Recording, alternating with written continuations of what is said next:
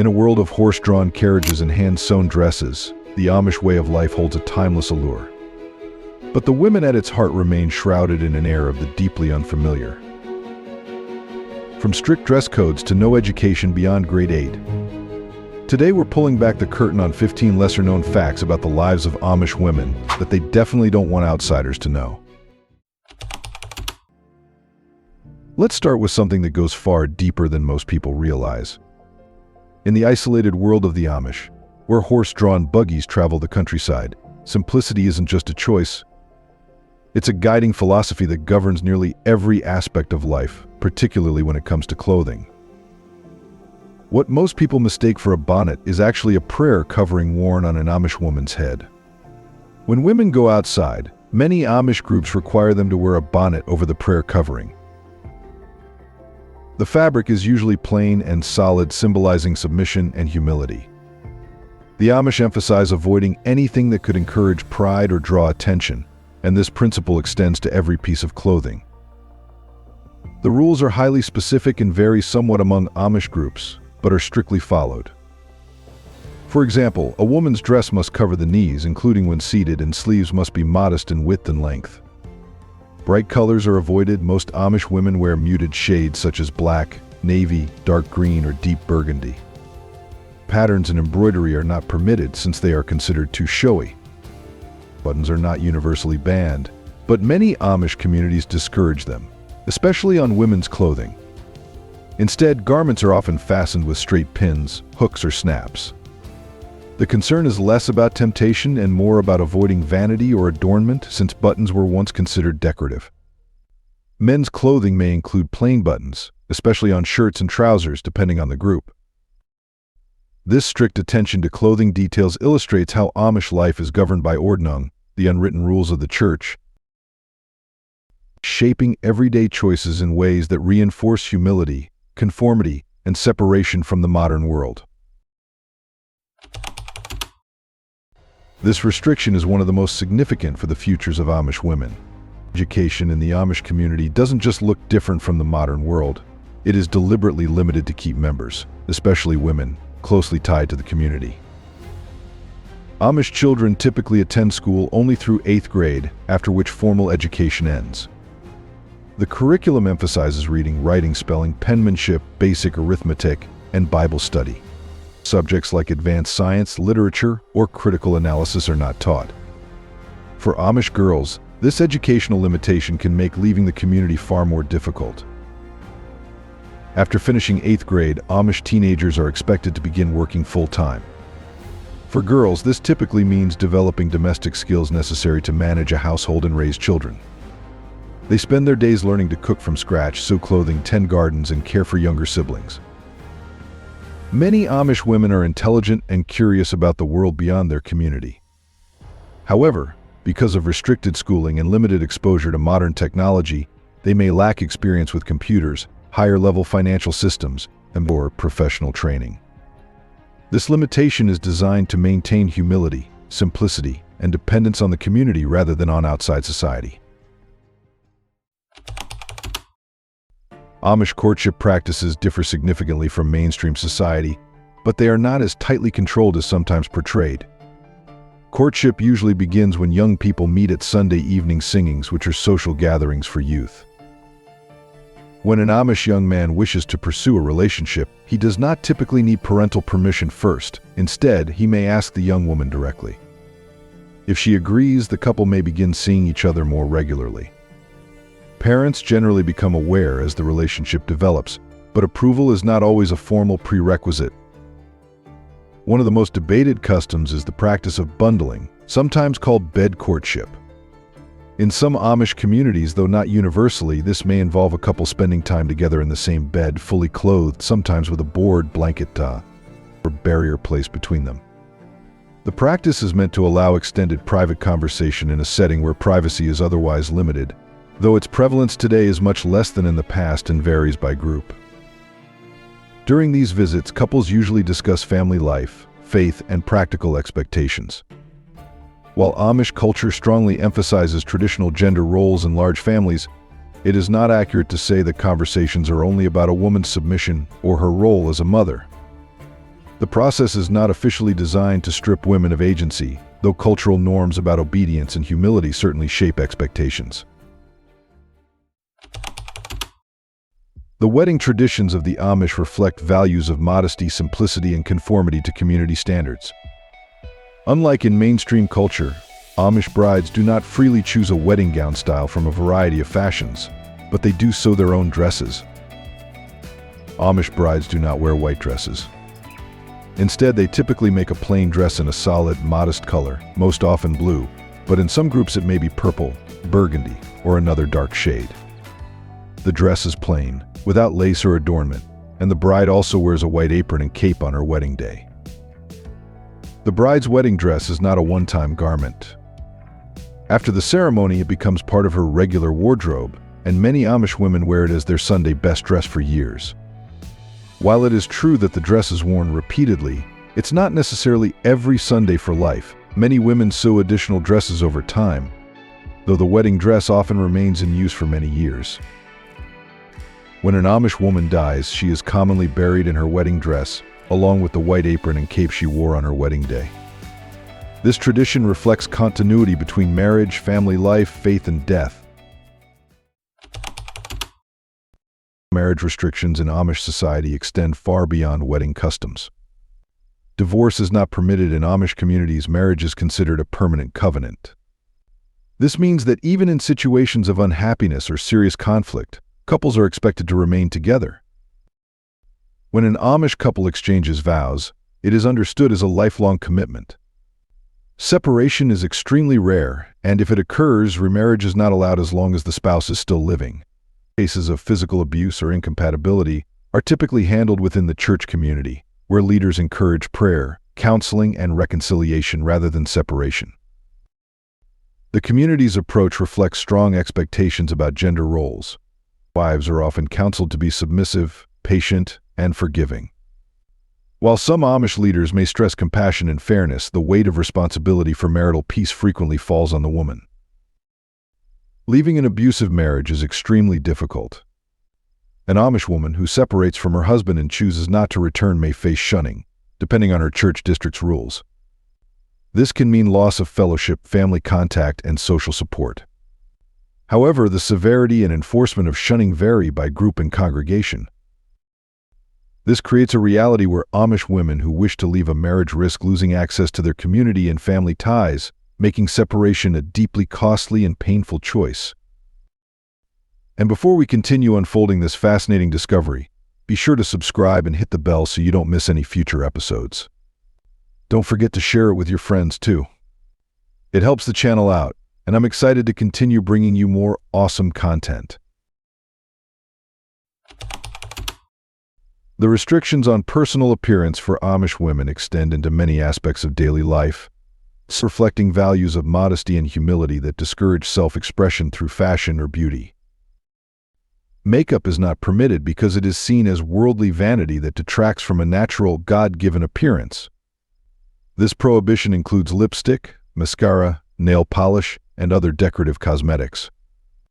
Simple, non-cosmetic skincare like plain moisturizers may be used, but anything that adds tint, shine, or color is avoided. Jewelry is also prohibited. Amish women do not wear wedding rings, earrings, necklaces, or bracelets since such adornments are viewed as prideful and unnecessary. Even practical items like watches are plain in design. Ornate or decorative styles are not acceptable. During Rumspringa, the period in late adolescence when Amish youth may explore life outside the community before deciding on baptism, some young people experiment with clothing, shoe, makeup, or jewelry. While this does happen, experiences vary widely by community and individual. This tension can create a psychological struggle. Young women who briefly experience freedom of appearance must choose between that self-expression and full participation in the Amish community and family life. One of the most challenging aspects of Amish women's lives is the strong expectation of humility, modesty, and deference, which shapes how they interact within their families and communities. From childhood, Amish girls are taught the importance of avoiding pride and rebellion. Respect for authority, especially male authority in the home and church, is emphasized. While Amish women do speak and participate in daily life, They are expected to show modesty in tone, demeanor, and behavior, which can sometimes mean avoiding open disagreement or confrontation. In family settings, men are traditionally regarded as the heads of households, responsible for major decisions such as finances and church involvement. However, Amish women do have a voice in practical matters, especially in household management, child rearing, and community relationships. Their influence is real, though often expressed indirectly or privately, rather than in public decision-making.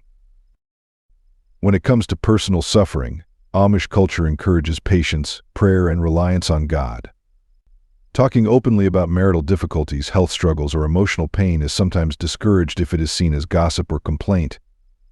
Though supportive friendships between women do exist within the community, conversations between mothers and daughters about sensitive topics like marriage or childbirth may be limited due to cultural norms of modesty.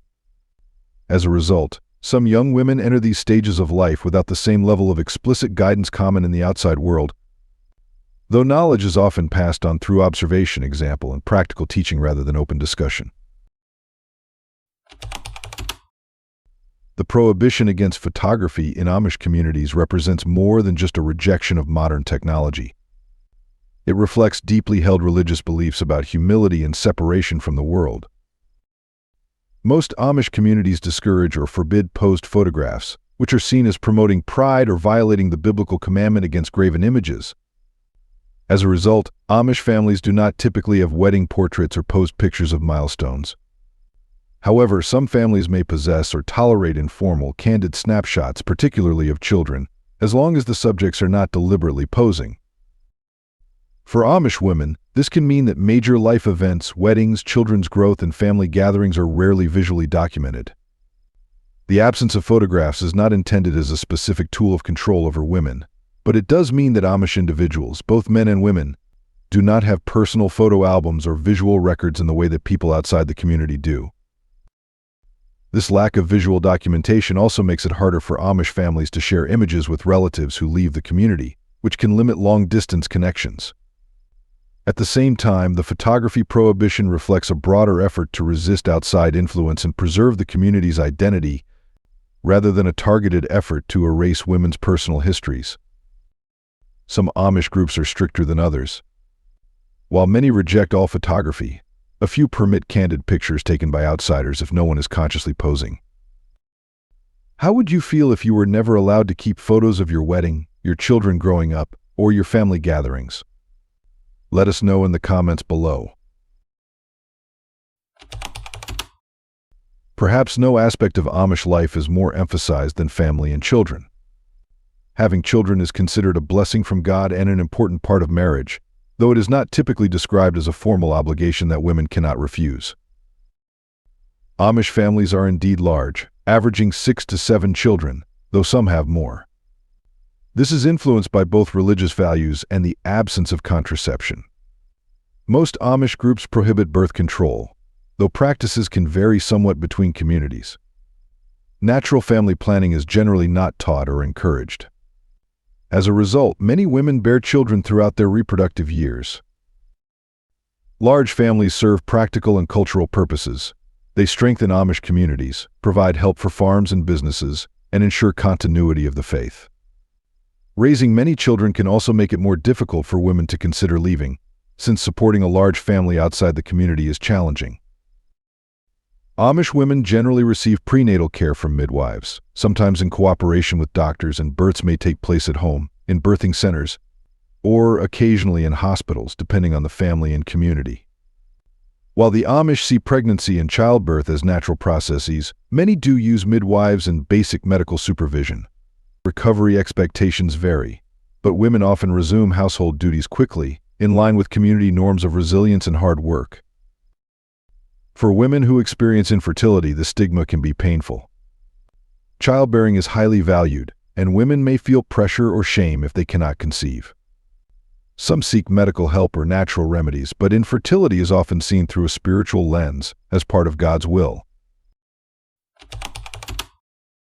The Rumspringa period is one of the most discussed aspects of Amish culture, particularly because of how it affects young people as they prepare to decide whether to join the church.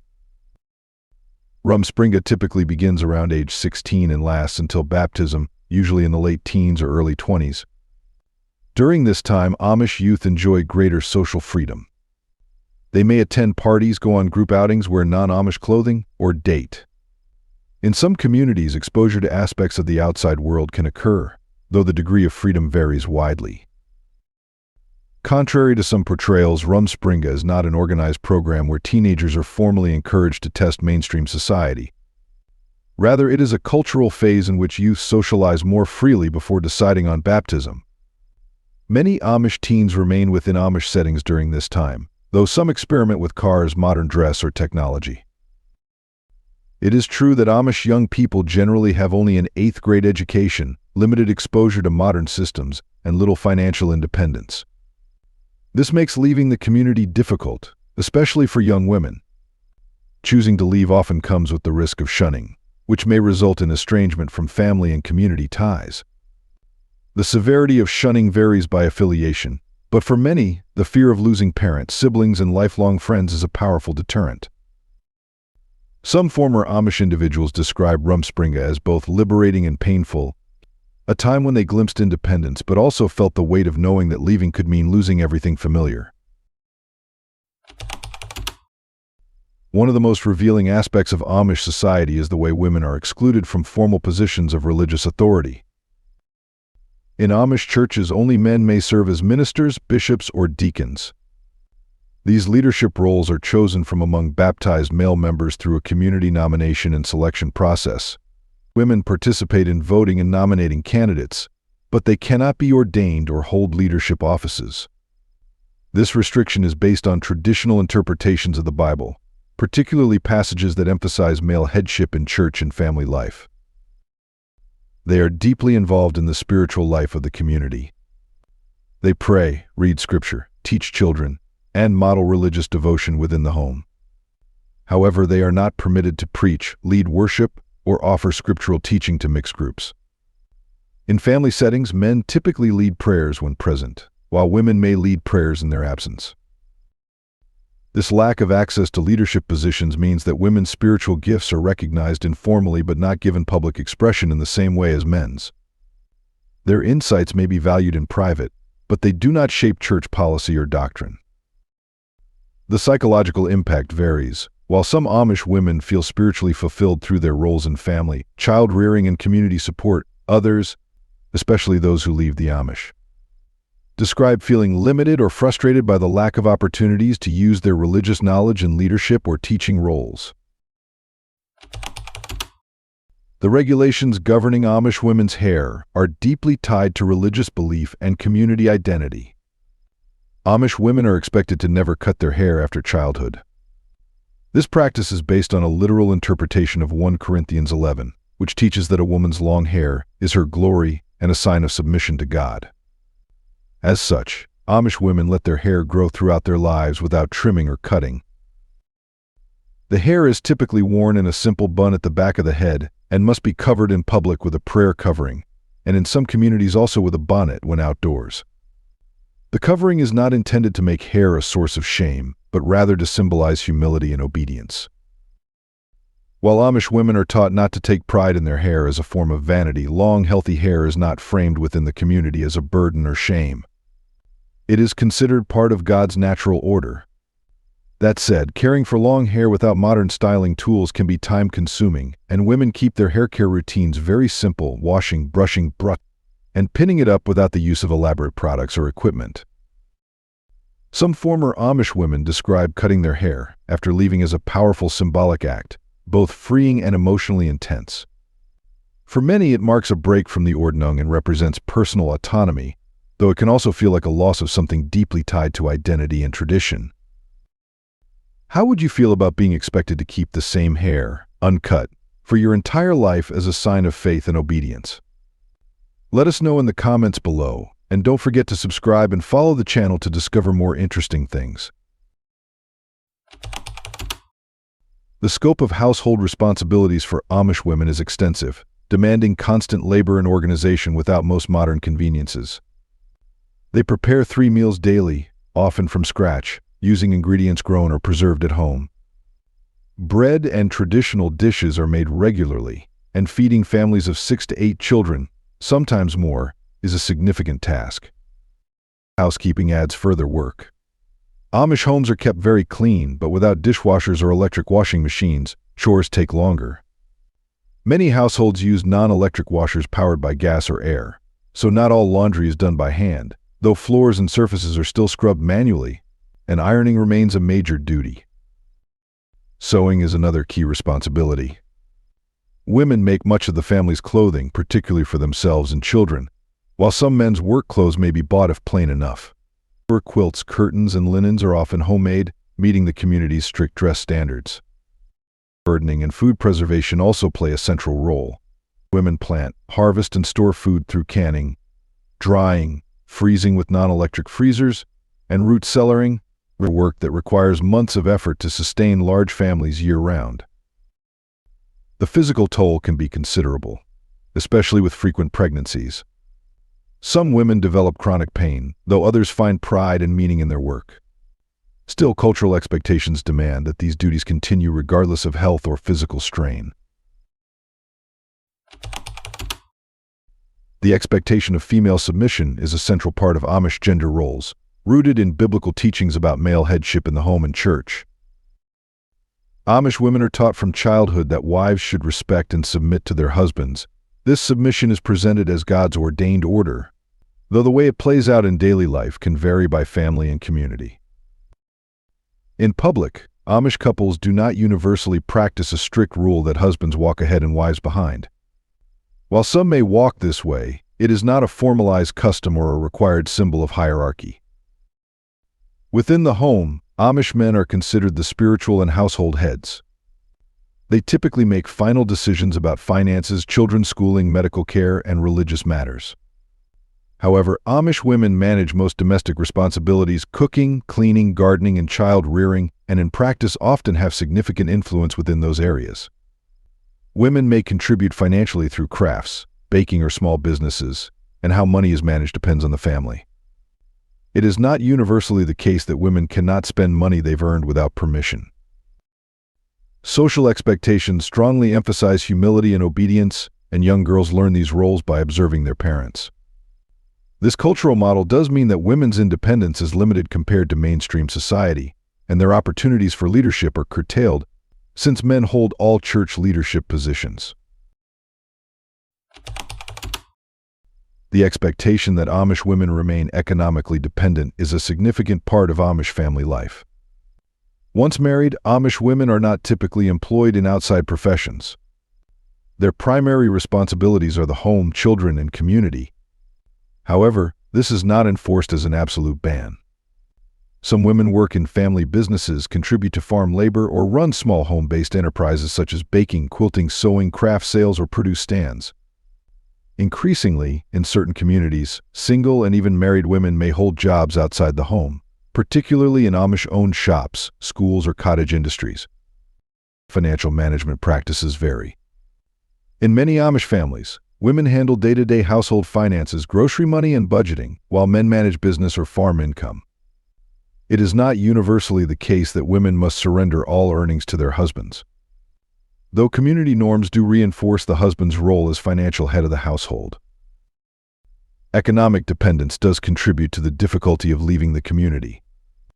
Because Amish girls complete only an 8th grade education and have little exposure to modern careers, many women who leave face steep challenges in entering the job market. Former Amish women often describe feeling unprepared, lacking work experience, and struggling to adapt to modern economic life. These 15 restrictions reveal a systematic pattern of control that governs every aspect of Amish women's lives, from their appearance and education to their relationships and economic opportunities. What shocked you most about these restrictions on Amish women's lives? Have you ever encountered similar limitations in other communities or cultures? Please share your thoughts in the comments below. And make sure to subscribe and hit the notification bell so you don't miss future investigations into topics that challenge our assumptions about different ways of life. Thanks for being with us. Leave a comment, like to show your support, and remember to hit that subscribe button for more exciting videos. See you next time.